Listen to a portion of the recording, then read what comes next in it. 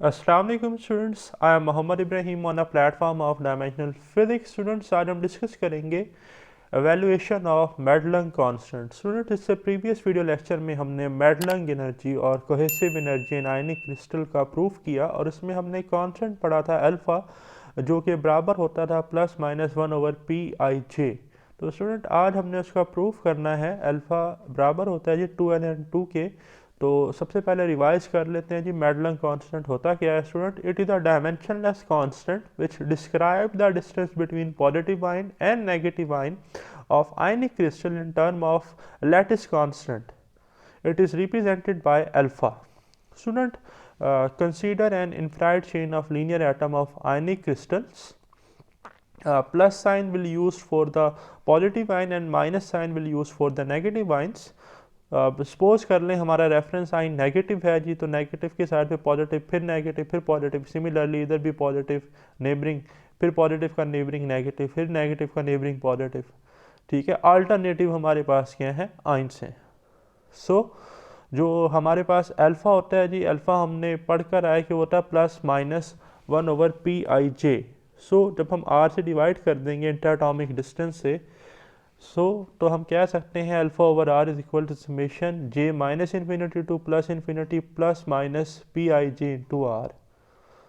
अब स्टूडेंट, अगर हम यहाँ पर लिमिट्स चेंज करें, माइनस इन्फिनिटी से प्लस इन्फिनिटी की जगह अगर हम लें ज़ीरो से इन्फिनिटी, ठीक है, तो हमें ये इंटीग्रल के साथ टू लिखना पड़ेगा। ठीक है, तो alpha over R is equal to two summation J zero से infinity plus minus P I J R. वो आर जो इधर था इसको सेपरेट करके टू ओवर आर कर लिया है। ठीक हो गया।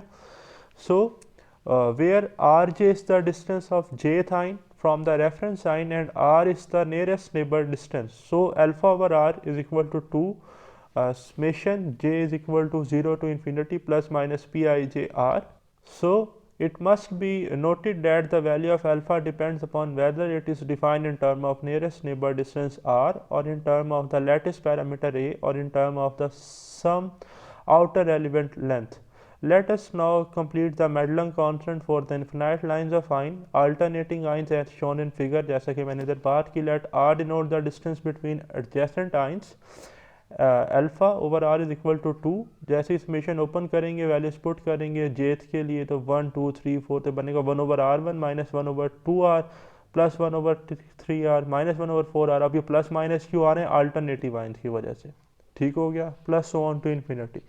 सो जब हम यहाँ से स्टूडेंट ये जो हमारे पास है जी वैल्यू, यहाँ से हम आर कॉमन लेंगे तो बनेगा alpha over R is equal to two over R one minus one over two plus one over three minus one over four plus one over five minus one over six so on to infinity. So R से R cancel, alpha is equal to two bracket में one minus one by two plus one over three minus one over four plus so on.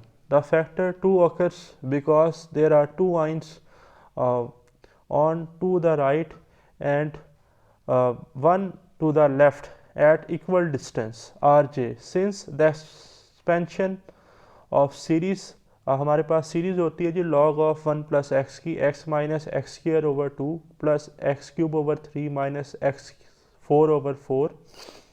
और यहाँ पर अगर हम x की जगह one put करते हैं तो सेम ये रिजल्ट आता है। कैसे? x की जगह वन पुट करेंगे तो one, minus X square over two है तो बनेगा minus one by two, plus X cube over three है तो ये बनेगा वन ओवर थ्री प्लस में।